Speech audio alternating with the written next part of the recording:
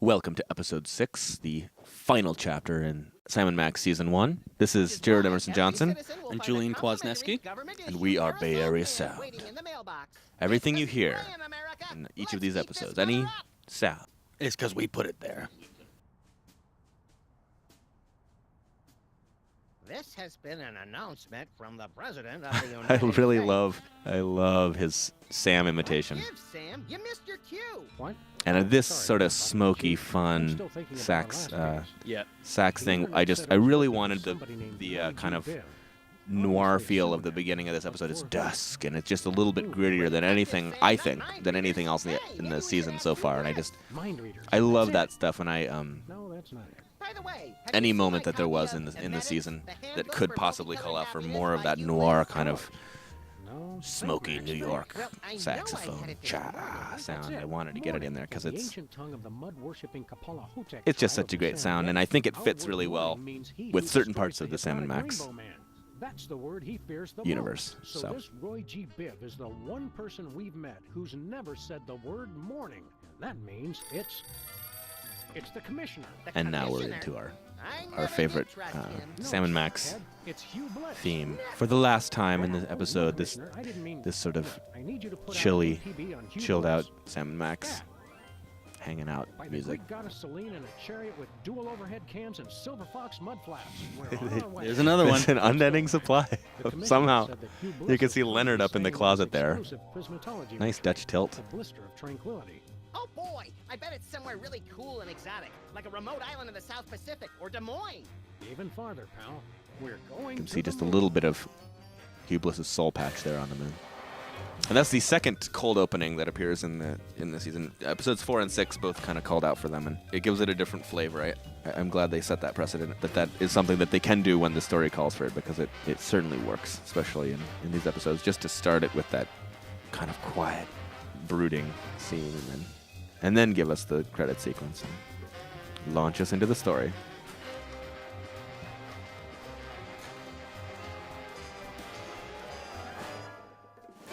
Womp, womp, womp. And here we go, flying off in the car. And this is another one like 4, where you're just right in it, right from the very beginning. There you are, on the Feels good moon. to be back on the moon, doesn't it? We made good time too. We've still got plenty of generic brand. And again, powdered much old-flavored like Netflix left. episode 4, Always did know how I see not to a infringe on strong the parallel trademark between those two law. episodes, What are and we doing first, this Sam? one, it had such a specific genre feel in mind, where 4 had the Washington, D.C. Americana thing.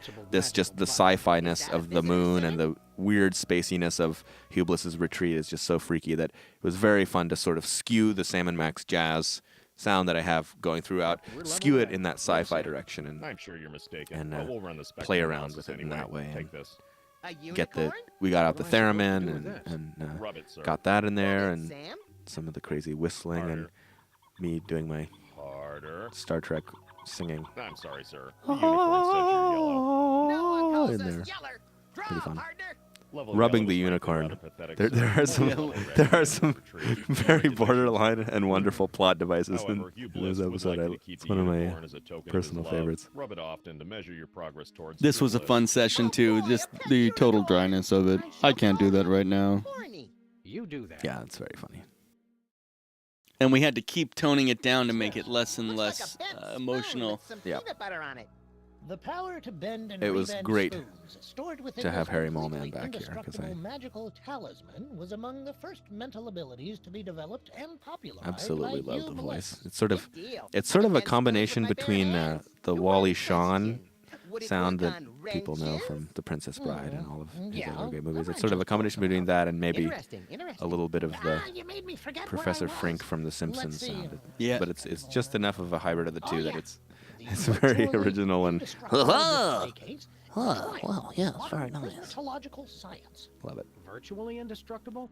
Extensive testing has been done on the case, showing it to be impervious to bullets. Randy acid, Tudor, high falls, pushing force, as he sudden does, weaponry, saved us once again from a hurricanes, potential audio poison, disaster cynicism, by and liquid nitrogen. wiring Don't in touch it, separate footsteps for the moon surface and the tiled area of the of the store there. Believe it or not, Here, Max, it was hold this. not an easy thing to do, and the tech for that had to be hand wired by Randy, and Supposed we to frisk everybody when they leave. we were asking him because It just needed it.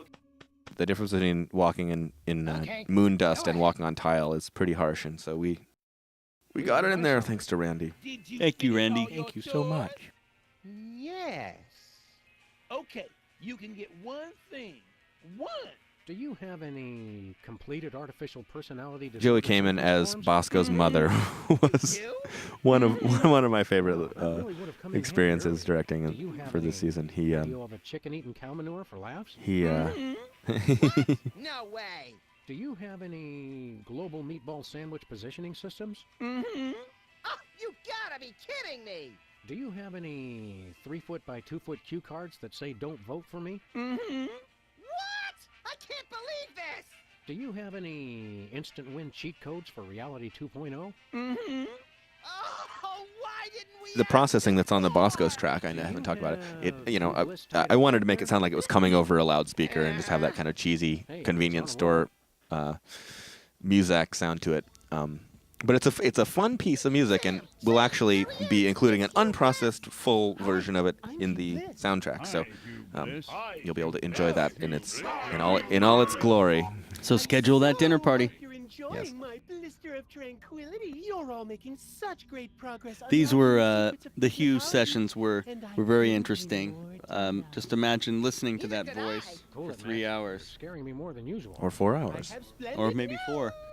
My Yeah, and Yeah. trying to plan trying to proves find the that line. world I mean, is nearly believe it or not, there is a complete. line with Hugh Bliss, and finding the line to not cross but get as close to you can Yep. as you can to it, where it's freaky and off-putting and creepy and all those things that we love about Hugh Bliss, without making it so horrible that it would be distracting and terrible in the game, and it's a line that's trickier than you might expect. Guy really knows how to work a room. It becomes his character. You know, he's got an established An entire sound. planet of That little parasitologists. musical It's like ditty a that the dream. bleepy cop plays every time whenever he's excited or happy about something. If you noticed it, you might be happy to know, or it's another one of my little kind of secret personal Easter eggs for some of my friends. But that's a little snippet of a rock opera I wrote in college with some friends of mine in the Risley Residential College for Performing Arts at Cornell University, and it was a rock opera adaptation of Waiting for Godot by Samuel Beckett. And if you know the play, you can imagine what a rock opera adaptation of that might be, and that's a little snippet of that for my homies back in Risley. Tic Tac Doom. You will fail. Yeah. Lots of processing on the Yeah. voice there. I after each of the Sinistar voice recordings, I was so hoarse and kind of lightheaded and like from not breathing. almost dead from screaming. I mean, I'm screaming like the top of my lungs with the most brutal like sound you can imagine, and you don't hear it because we process it and EQ it to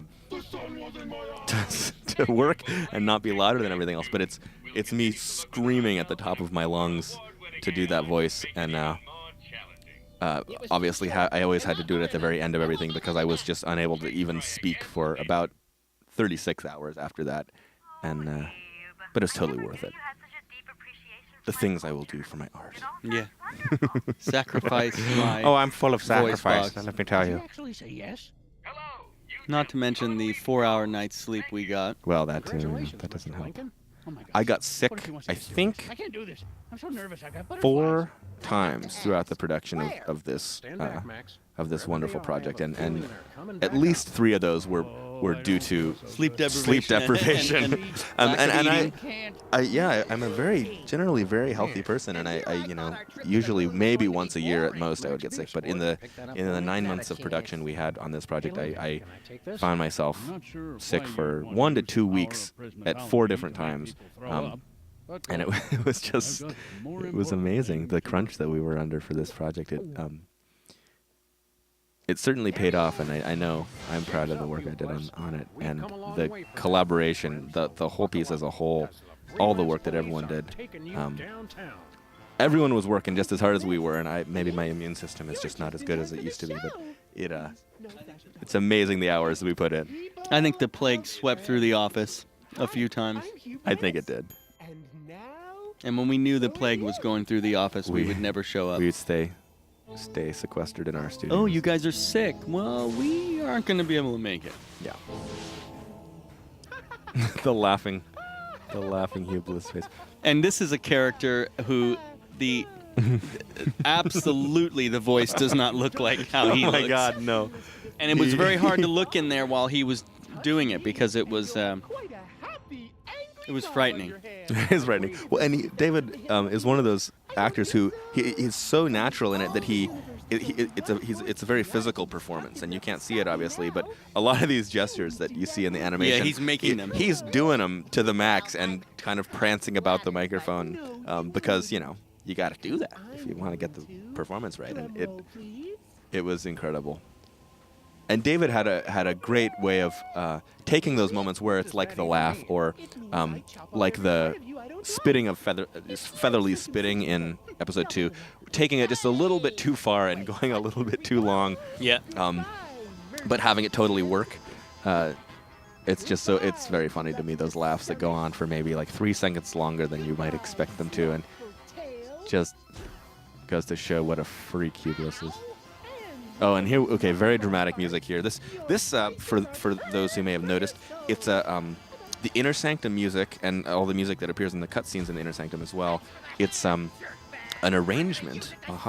It's a reorchestration and arrangement of some of that music you're hearing in episode 1 that Brady Culture is playing over the loudspeaker outside of the asylum. And the implication that I was trying to go for is that Brady Culture, at some point it's revealed that Brady was studying prismatology, and so I'm guessing he, took the soundtrack to the Inner Sanctum and was just sort of obsessed with it in that nerdy, dorky way that Brady Culture would be, and he just had it on the loudspeaker playing outside of the theater there for all people to enjoy. So that's what I was going for. Who knows if it comes across, but it's fun music, and I sort of took the version that existed in episode 1 and dressed it up with some of that Philip Glass style minimalism and other stuff, just to give it a little bit more of that new agey, Hubris, culty feel, and also a little bit more of that sci-fi feel that we get from being on the moon. And I liked how it turned out. I hope you did too. It was a lot of fun. No! Oh! I swear to you. You got to have at least one scene with the big no in any project you do, if you really want it to be, up to the next level. The music in the retreat, I just wanted it to be the most freaky, creepy, weird, kind of off-putting sounding stuff you can do. And if you listen, part of the music is built into the music. There are like laughing babies reversing and highly processed, but sort of sampled some of that in there to give it that creepy Hubris feel. He would want the babies to be there, but it ends up sounding kind of frightening. It's just incredible visuals, though. It's exactly what you would picture. I love it. The way this track, the background music for this turned out to me, it reminds me of the Chicago O'Hare Airport, for anyone who's ever flown through and gone through that little tunnel between the B and C terminals. Ah, yes. That little walkway with all the lights and the weird new agey version of the Gershwin. All those different mallet instruments. Well, Shame on you, Sam. Someone could have been hurt. I miss you, little pal. I'm afraid I'm going to be needing your tail so I can put my little buddy back together in a Frankenstein-like fashion. Whatever. Sam, what are you doing? You may not want to watch this. There we go. Gee, There were a lot of I feel like watching poofing TV and the orange marshmallow disappearing pants and instead of transporting being and sound effects of that kind in this episode. I had to make a huge basket of effects for that, and I made about 15 or 20 of them and used them in different combinations for all the different things, especially as we'll see in the final sequence with the magic show. Someone's disappearing or reappearing or all the time, transporting all over the place, and it was just like, oh my God, scoring it was a lot of fun. And to make it so that we didn't have to have 800 effects taking up all this space, but still have it feel fresh and not be duplicating data, I took sort of those 20 effects that I did make and used different combinations of them to have each poof is different from every other poof in the whole game. Oh. You little idiot. You ruined my hypno beam. I should have killed you earlier, but... And this is the beginning of really seeing that truly dark, frightening side of Hublas. It's like you realize, Yeah. oh no, Die, bunny! he's not just scary, he's actually really scary. We are a spacefaring colony of sentient bacteria. And the trumpet playing that Mike Whitwell did for this, it's about, I think, 4 or 5 different trumpet parts in the orchestration, and he played each one of them on top of each other, in multi-track, and that articulation that you hear in a lot of Philip Glass, which is the music I was recalling in his scores to things like Koyaanisqatsi and a lot of other films of that sort. It's very difficult articulation to nail, and he rocked it on the first takes. Just get that really, really brightly, tightly tongued, very metronomically correct sound over those 5 or 6 different tracks. It was a very fun session to be in. Watch him die. Let the magic begin. And here's that magic show, the beginning of the 10,000 poofs. Death. Here they are. The little cheering of that kind, that was totally David Boyle's addition. The line is just the rainbow wheel of death, period. And he added in the audience cheering sounds, and then I encouraged him to do it even more, and it became a weird, freaky thing.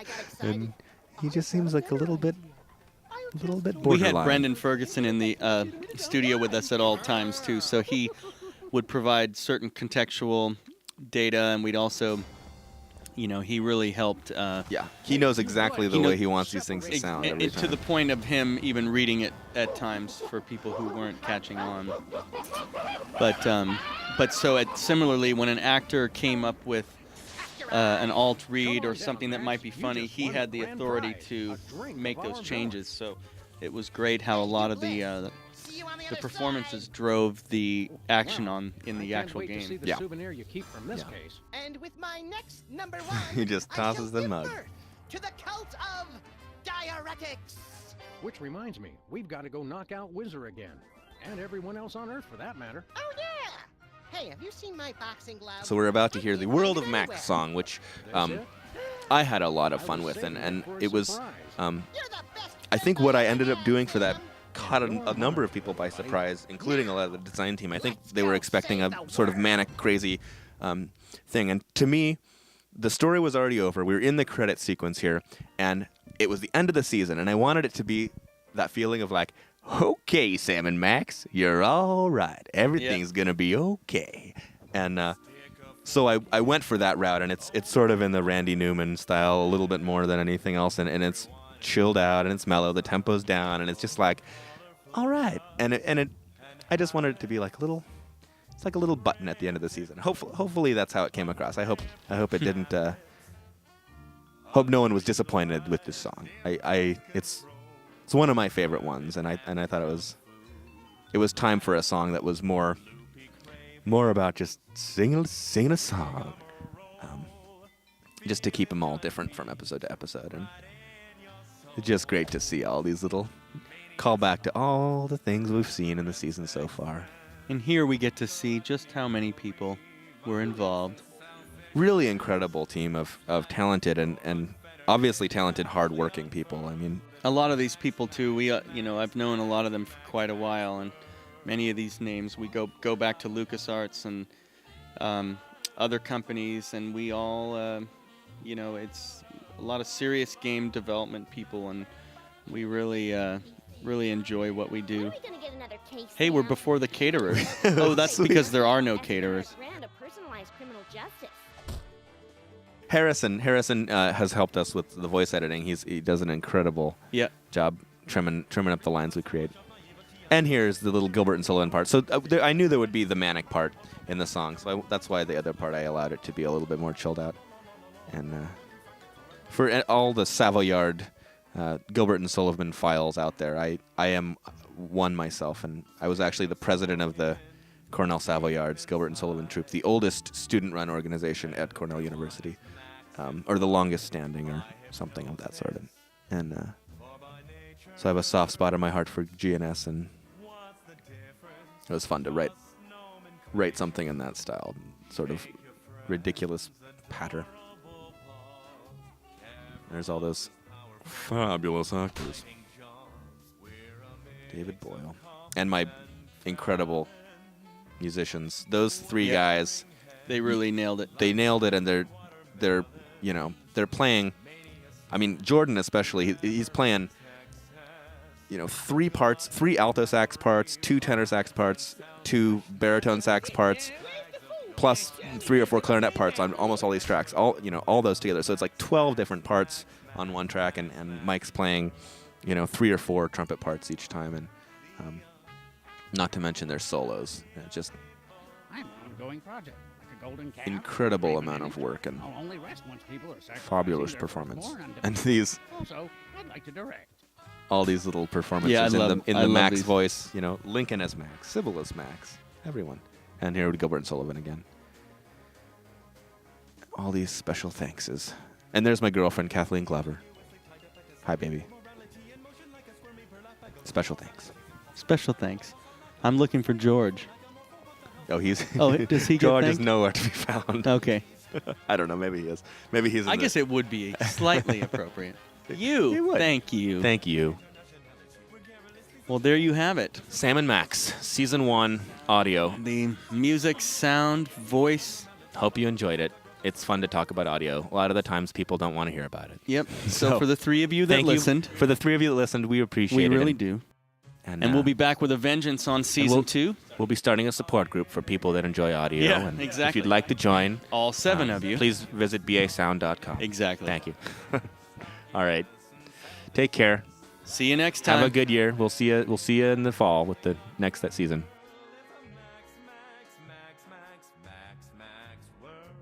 I want a map of the Netherlands on my Netherlands.